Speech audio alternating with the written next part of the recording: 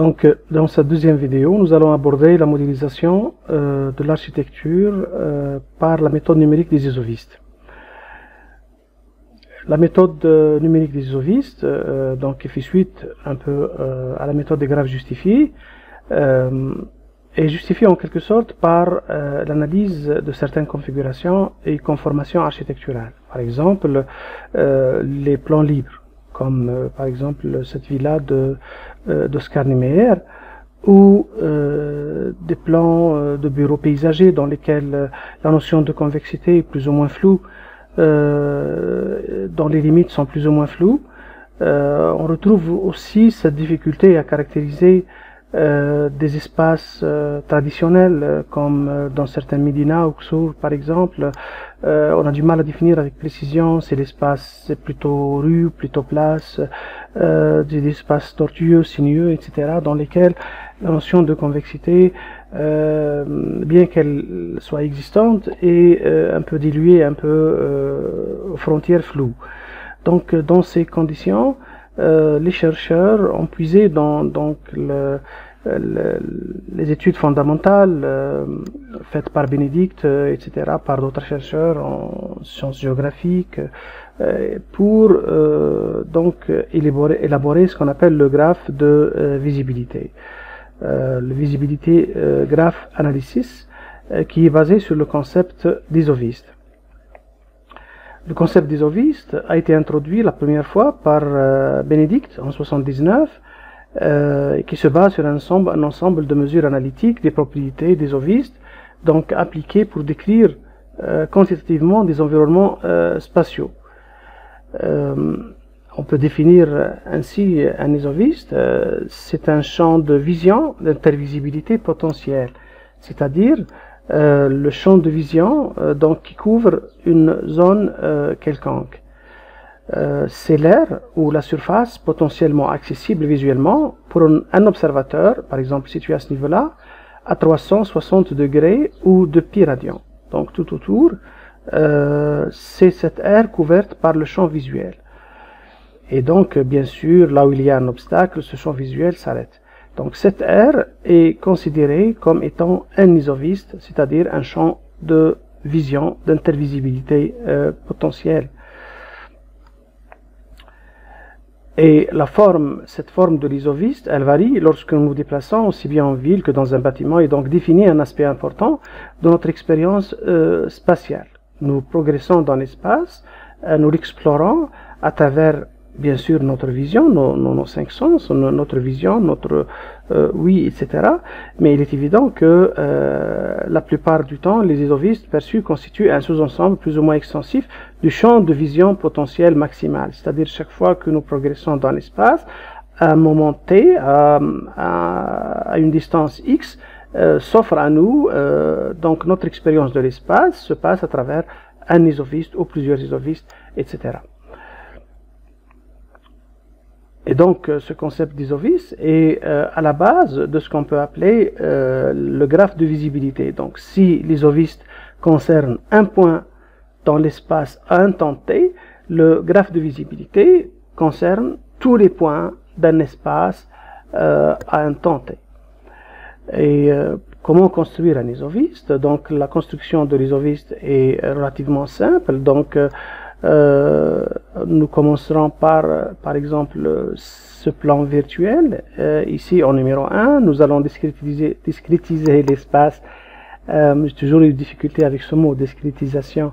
Donc le subdiviser en un certain nombre de points selon une grille, donc à définir. Et à partir, donc dans cette grille, nous allons prendre un point quelconque de manière aléatoire.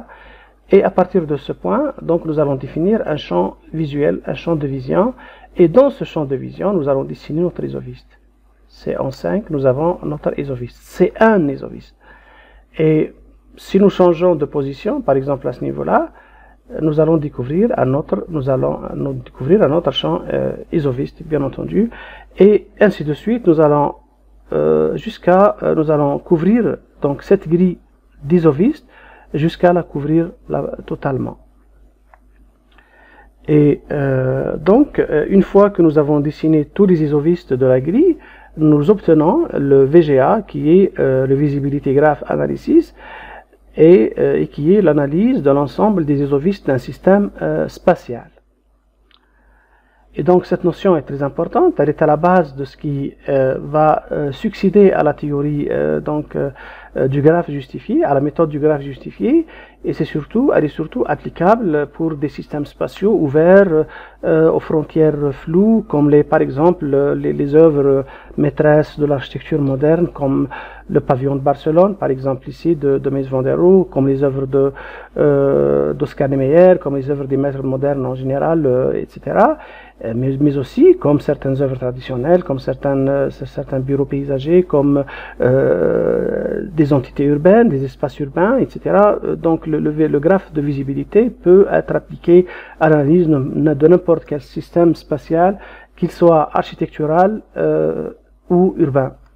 Donc si nous prenons l'exemple du pavillon de Barcelone, je vais essayer de construire le graphe de visibilité du pavillon de Barcelone. Donc en me basant sur la notion d'isovistes, je vais donc à l'aide d'une grille, plus ou moins, dont la résolution est à définir en fonction des capacités de calcul de l'ordinateur, en fonction de nos besoins, en fonction de ce que nous voulons étudier, etc. Et je reviendrai plus tard sur la notion de grille et la capacité de résolution. Et nous allons construire le graphe de visibilité. Une fois construit le graphe de visibilité, ça donne à peu près quelque chose comme ça. Donc nous avons des isovistes, des points qui communiquent avec tous les autres isovistes du système spatial, obtenant le graphe de visibilité. Et là, tout d'un coup, par exemple ici, cet output est obtenu par un logiciel DepthMap, sur lequel je ferai une vidéo spéciale. Et donc ici, on obtient du premier coup, par exemple, par défaut, la valeur de la connectivité. C'est quoi la connectivité? Elle est définie comme étant le nombre de nœuds immédiatement visibles, accessibles aux nœuds considérés. Par exemple, si on prend un nœud quelque part ici, et donc ce nœud-là est connecté avec l'ensemble des nœuds peints donc ici en rouge, et plus ou moins connecté avec les autres, etc., jusqu'aux pixels qui sont plus ou moins éloignés en bleu ici, qui ne sont pas très connectés. Donc globalement, la plupart des logiciels adaptent ce spectre de couleurs, donc du rouge le plus connecté au bleu foncé faiblement connecté.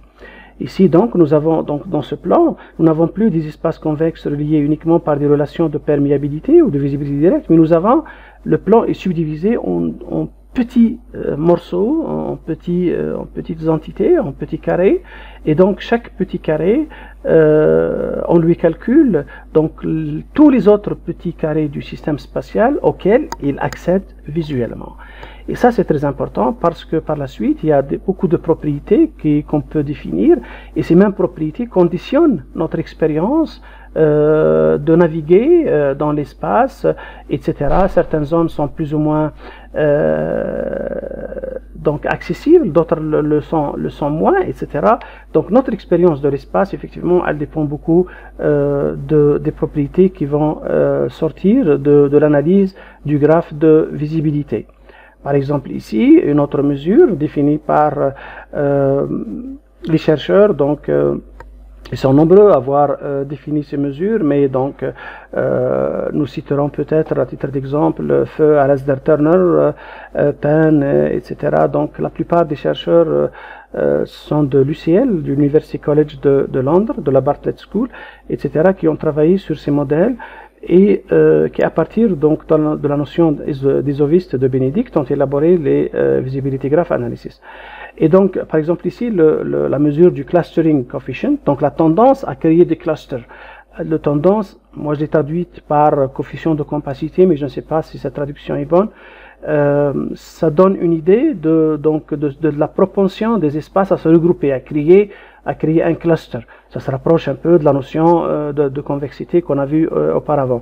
Donc par exemple ici, on voit que l'ensemble de ces espaces ont tendance à se regrouper, à créer un cluster, c'est-à-dire à créer une certaine convexité à ce niveau-là. Si on rajoute par exemple un mur ici et un mur ici, ou si l'on continue donc ce mur jusqu'au bout, on va obtenir un espace convexe comme on en a l'habitude de voir dans des plans structurés, etc. Voilà. Et par exemple, on peut continuer les exemples. Ici, on arrive finalement à la mesure phare. Donc la même mesure phare qui se répète tant au niveau des graphes justifiés qu'au niveau des isovistes, qu'au niveau de la visibilité graph analysis. Et il va continuer d'être toujours la mesure phare, c'est l'intégration. Donc l'intégration, elle nous donne une idée donc des espaces ou des portions d'espace, parce que ici on parle plus de portions d'espace, des portions qui peuvent s'étaler sur un champ visuel qui peut par exemple donc être transcendant, enfin transcender les frontières. Et voilà, donc cette portion d'espace, par exemple ici, elle possède, ou cette portion d'espace ici, elle possède une valeur d'intégration qui est très élevée. Ça veut dire quoi? Si on revient à la définition de la notion d'intégration, c'est-à-dire elle est la même que celle qu'on a définie lors de vidéos précédentes, c'est-à-dire que c'est une mesure donc globale statique, que c'est une mesure du premier ordre, donc les mesures du premier ordre sont les mesures données directement par les logiciels. Elle décrit la profondeur moyenne d'un espace par rapport à tous les autres espaces dans le système. C'est-à-dire, donc, elle tend, plus une portion d'espace est intégrée, plus cette portion tend à ramener vers elle l'ensemble des autres espaces dans le système, et par conséquent, donc, elle est la plus intégrée, c'est-à-dire qu'elle est la plus accessible. La plus à même d'enregistrer, par exemple, une fréquentation, un contact, une coprésence, etc. Donc, c'est une notion fondamentale à l'étude des graphes de visibilité des VGA. Le contrôle, donc, est défini comme une mesure qui décrit la capacité d'une portion d'espace à contrôler l'accessibilité aux autres portions du système spatial. Par exemple, on voit ici que cette portion possède la plus haute, disons, valeur de contrôle. Donc, forcément, elle contrôle l'accès aux autres espaces dans ce système spatial. Il y a aussi d'autres mesures, comme l'entropie, qui permet d'explorer donc la fréquence, la distribution des valeurs, voir si le système est homogène, hétérogène, etc., voir si la navigation est facile, difficile. Nous reviendrons sur ces propriétés lors d'une vidéo spéciale dédiée à DepthMap, le logiciel phare de la visibilité graph analysis. Pour le moment, nous passons rapidement sur ces mesures. Il y a par exemple aussi step depth, ou profondeur de pas, nombre de profondeurs de pas. On peut, en cliquant sur un pixel, sur un élément comme cela, définir donc le niveau de profondeur. Comme dans le graphe justifié, par exemple, on peut définir le niveau de profondeur. Du moins profond, là où on a cliqué, à un pas de profondeur, à deux pas de profondeur, à trois pas de profondeur, et à 4, 5 ou 6 pas de profondeur. On peut donc caractériser la profondeur globale du système spatial, non pas en tant que nœud correspondant à des espaces convexes isolés, mais en tant que portion des espaces guidés par l'intervisibilité. Et donc, ça nous donne déjà des informations sur les espaces les plus proches, les moins profonds, les plus superficiels. Donc, ici, c'est l'accès principal. Donc, au fur et à mesure que l'on progresse dans le plan, on va du moins profond au plus profond. Sachant que j'ai laissé les portes fermées de cet espace technique, sanitaire, etc. Voilà. Si on doit résumer les principales mesures utilisées en Space Syntax, notamment en VGA, donc elles sont d'ordre local, global, statique, dynamique. Donc la connectivité, les principales peuvent être de l'ordre de 4. Donc la connectivité, l'intégration, le contrôle, le choix pour ce qui est de la carte axiale qu'on verra plus tard. Et globalement, si on doit ça c'est des mesures de premier ordre. Et si on fait la corrélation entre deux mesures du premier ordre, on va obtenir ce qu'on peut qualifier de mesures de second ordre. Donc l'intelligibilité et la corrélation entre la connectivité et l'intégration. C'est un espace et en même temps connecté, possède une forte connectivité, donc locale, et une valeur d'intégration forte. Ça veut dire que cet espace possède deux dimensions fortes. Il a une valeur locale de connectivité très forte, mais il a aussi une relation par rapport au global. C'est-à-dire que l'intégration, c'est une valeur qui renvoie au global, c'est-à-dire à la globalité du système spatial. Si un espace possède donc ces deux attributs, s'il y a une corrélation forte entre, par exemple, la connectivité et l'intégration, on peut dire que cet espace est intelligible. C'est-à-dire qu'on peut y naviguer facilement, et ainsi de suite. Voilà, donc on peut définir donc conséquemment l'intelligibilité comme étant la corrélation entre la connectivité et l'intégration. Elle décrit à quelle distance la profondeur d'un espace à partir du plan d'ensemble peut être déterminée du nombre de ses connexions directes. C'est-à-dire que peut-on comprendre de la relation globale d'un espace de ce qui peut être observé dans cet espace. Et cette corrélation, c'est le coefficient de régression, c'est une corrélation statistique. Donc le coefficient de régression, on peut l'obtenir facilement, donc en corrélant la connectivité, comme j'ai dit, avec l'intégration visuelle.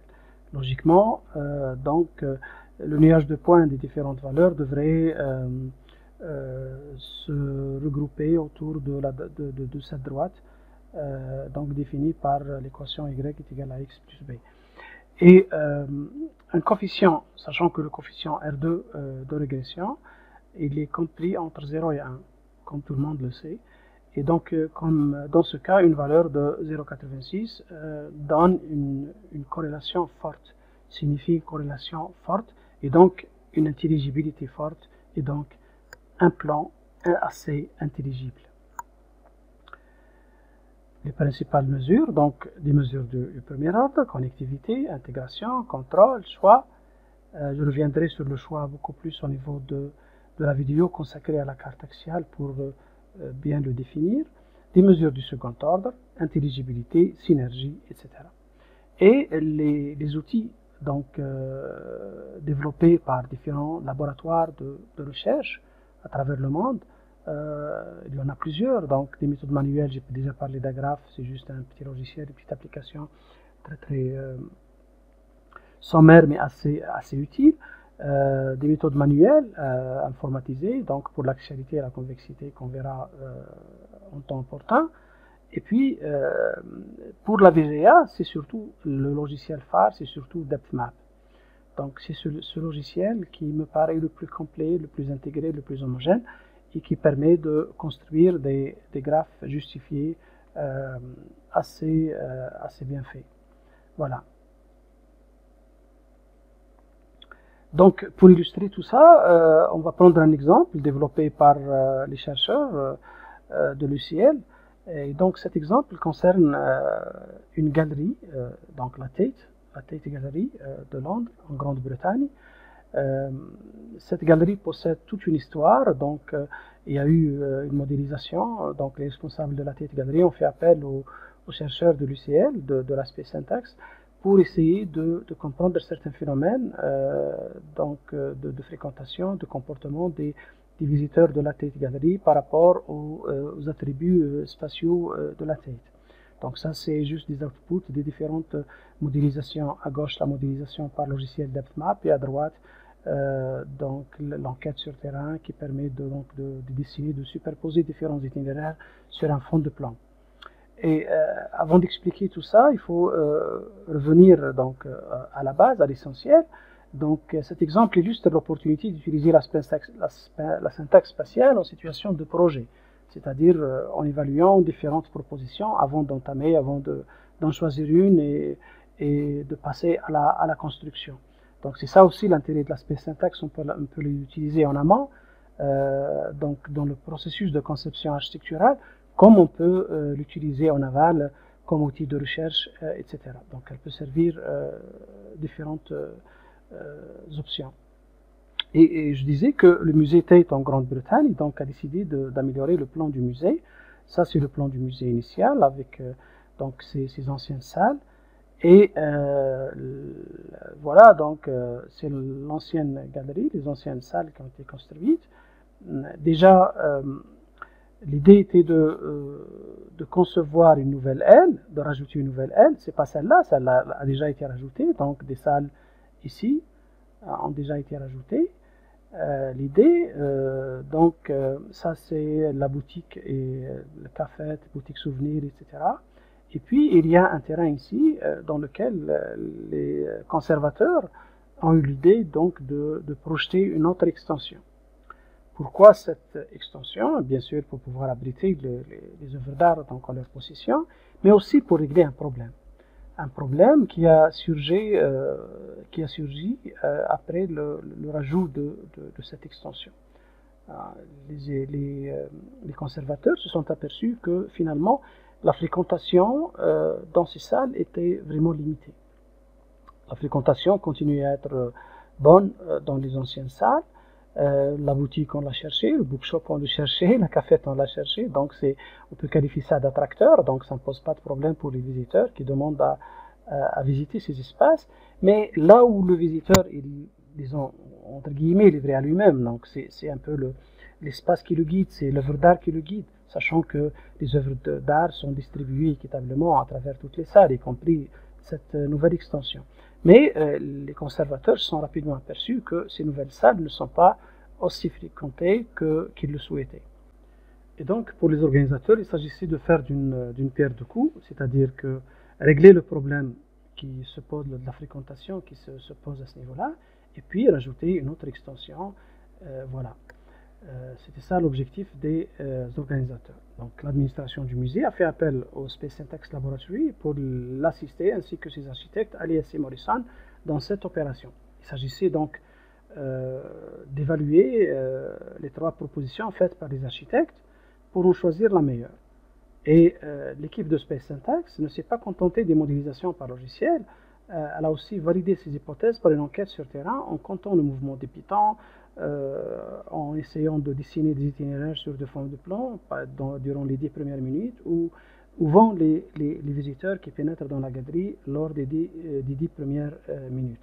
Et ce, dans plus de 300 emplacements différents, à différents moments de la journée, à différents jours de la semaine et à différentes saisons de l'année. Donc c'était un travail assez minutieux, assez fouillé, un travail d'enquête très laborieux et qui a permis de valider les résultats obtenus par logiciel. Les résultats obtenus par logiciel, bien sûr, ils ont confirmé malheureusement, avant même l'enquête, ce que les conservateurs avaient déjà remarqué, à savoir que donc, ce qui est en rouge, donc les espaces les plus intégrés, tout ce qui est en rouge, en orange, en jaune qui tendant vers le rouge, etc., tous ces espaces-là ont une valeur d'intégration très forte. Et donc, forcément, je reviens et je dis que l'intégration est fortement corrélée avec la fréquentation, avec l'urbanité dans les espaces publics, avec la fréquentation dans les espaces architecturaux, avec donc la coprésence, etc. Donc les espaces les plus visibles, les plus intégrés ont tendance à être les plus fréquentés. Donc la modélisation montre clairement que tous ces espaces-là, toutes ces salles, etc., possèdent une forte valeur d'intégration et par conséquent possèdent plus de chances d'être fréquentés. À noter que donc, les espaces laissés en noir ici, ce sont des espaces techniques qui ne sont pas fréquentés par les usagers. Alors que l'extension, donc l'ancienne extension, l'extension existante, dans cette extension-là, les valeurs d'intégration sont basses, voire très basses dans certains endroits, et ça confirme en fin de compte les observations des conservateurs. Reste que pour cette partie, donc constituée par les bookshops, les cafés, etc., le problème ne se pose pas beaucoup parce que les gens ont tendance à réclamer. C'est un aimant en quelque sorte, c'est un attracteur. Mais il serait souhaitable aussi que cette partie soit intégrée à un ensemble. Voilà un peu la problématique et les trois propositions des architectes. Avant les propositions, donc il fallait confirmer la modélisation faite par logiciel. Parmi les techniques utilisées, ce qu'on appelle donc les itinéraires, le suivi des personnes. C'est très en jaune, c'est un peu le cumul de plusieurs jours d'enquête et de suivi des personnes durant les 10 premières minutes. Donc chaque personne qui va pénétrer par là dans la tête va être suivie par une personne ou par plusieurs personnes et voir durant les 10 minutes où est-ce qu'elle va aller, etc.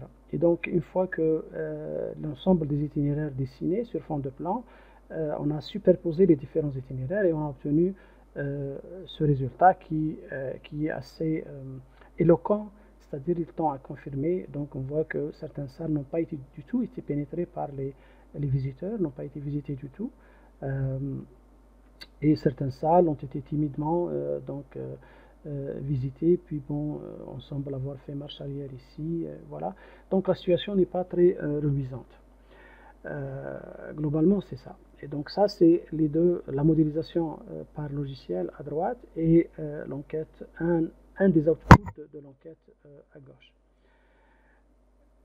Et parmi les propositions, donc la première visait à créer une nouvelle aire de galerie. Donc ça, c'est toujours l'existant à gauche.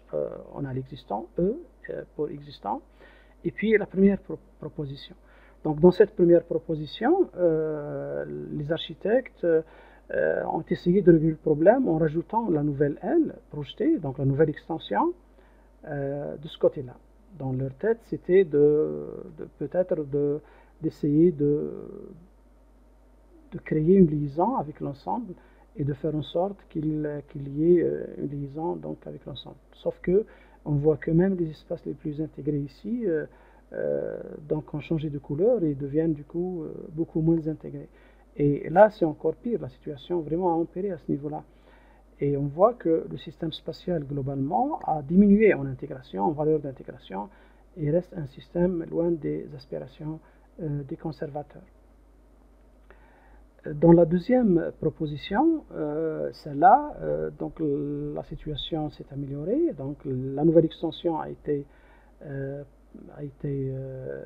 posée à ce niveau-là et donc reliée avec cette aile, par le biais de cette aile à l'ancienne extension, et puis de l'autre côté aux boutiques et à la cafette, bon, peut-être que ça pourrait régler le problème. Mais finalement, le problème, la situation s'est améliorée, beaucoup améliorée, mais reste en deçà des espérances parce qu'elle reste moins bonne que l'état actuel, l'état existant. Enfin, la troisième proposition semble la bonne, c'est celle qui a été retenue, et donc on voit clairement que par le jeu de certains décalages de murs, d'ouverture de visibilité, d'axes de visibilité, de liaison visuelle entre les principaux axes au niveau de l'ancienne galerie, la nouvelle, en créant de longs axes qui essayent de faire le lien entre l'ensemble des espaces. La situation s'est beaucoup améliorée et on voit que le système spatial global gagne beaucoup en intégration et forcément en utilisation, en fréquentation, etc. La situation du bookshop ne s'est pas vraiment améliorée. Il y a une amélioration très significative, très substantielle, mais comme je l'ai dit, donc son statut d'attracteur d'aimant compense un peu le manque, mais on ne peut pas tout obtenir. Finalement, c'est cette proposition qui a été retenue, et donc on peut dire que sur la base des analyses du graphe de visibilité, du graphique de visibilité, il a été démontré que parmi les trois propositions, la troisième, c'est contre, fournir la disposition la plus intelligible en rendant le nouvel espace d'exposition donc temporaire bien intégré et bien relié au cœur du bâtiment, en introduisant un nouveau lien entre le côté gauche de la galerie, c'est-à-dire celui-là, et la galerie Clore, et les nouveaux espaces donc rajoutés, et en créant une nouvelle route vers la galerie Clore. Cette proposition a également un impact positif sur le bâtiment existant en donnant au plan une structure globale solide. Donc on voit bien que cette troisième proposition élimine les problèmes constatés. Et on peut visualiser l'existant aux côtés des trois propositions, et c'est clairement celle-ci qui sort du lot. Un autre exemple significatif, donc c'est l'aile de la Sainsbury, ce qu'on appelle le Sainsbury Wing à la National Portrait Gallery, toujours à Londres. Donc le Sainsbury Wing a été donc rajouté en 1986 dans un style postmoderne c'est l'œuvre de James Stirling. En plan, c'est un peu cet aspect. Là, c'est le noyau d'articulation avec les circulations verticales. Et donc, le bâtiment, c'est celui-là. Ça, c'est l'ancien bâtiment de la National Portrait Gallery. Et l'extension, c'est celle-là. En façade, à peu près, on la voit comme ça. Donc, c'est un bâtiment postmoderne, œuvre, comme je disais, de James Stirling. Là aussi, les conservateurs ont remarqué que les salles, les visites dans les salles n'étaient pas, disons, équitablement ou également visitées. C'est-à-dire qu'il y avait des salles très visitées, d'autres qui étaient moins visitées. Et donc, ces niveaux de gris illustrent donc la valeur des visites dans les différentes salles. Ce travail donc a été réalisé par Kari Dzorsky et a été présenté au 4e International Space Syntax Symposium à Londres en 2003 et a fait l'objet bien sûr d'une publication et a présenté donc ce travail assez intéressant. J'ai essayé de reprendre donc les plans et de les modéliser en utilisant DepthMap et j'ai calculé les principales mesures, donc la connectivité. Celle-là, on trouve donc les espaces les plus connectés, celles qui se situent un peu au carrefour, donc les plus connectés, ça c'est l'entrée, le carrefour, et voilà, les espaces peut-être les moins connectés se situent au niveau de ces salles un peu excentrées à ce niveau-là. Puis la mesure phare, l'intégration, elle illustre un peu le problème constaté, c'est qu'on a des espaces très intégrés qui se situent au niveau de cette épine dorsale centrale, à ce niveau-là, et donc qui se croisent presque à la perpendiculaire avec cette autre épine dorsale à ce niveau-là. Là, le problème ne se pose pas. Il ne se pose pas non plus au niveau de ces salles, mais au niveau de ces salles, le problème se pose. C'est au niveau de ces salles-là, les visiteurs, d'après le travail de Dzorsky ont tendance à rebrousser chemin par manque de visibilité, par manque d'accessibilité visuelle. Voilà, donc on peut là aussi calculer les autres mesures du système. Et la step depth, donc la visual step depth, qui est un peu la profondeur de pas, mais visuelle, donne une idée assez intéressante, c'est-à-dire que là, on est à un niveau de pas de profondeur, à ce niveau-là, on est à 0, ensuite à 1, 2, 3, et là, dans ces espaces-là, on est à 4 niveaux de profondeur. Et on sait que le niveau de profondeur, il influe fortement sur notre expérience de l'espace. Plus les espaces sont profonds, plus ils ont tendance à ne pas être visités. C'est pour ça que dans les centres commerciaux, par exemple, les commerciaux évitent les espaces qui sont très excentrés, qui sont situés à l'arrière. Ils préfèrent toujours les espaces les plus exposés parce que la fréquentation dépend toujours de la visibilité. Notre expérience de l'espace dépend en grande partie de notre visibilité. Nous expérimentons l'espace à travers la visibilité.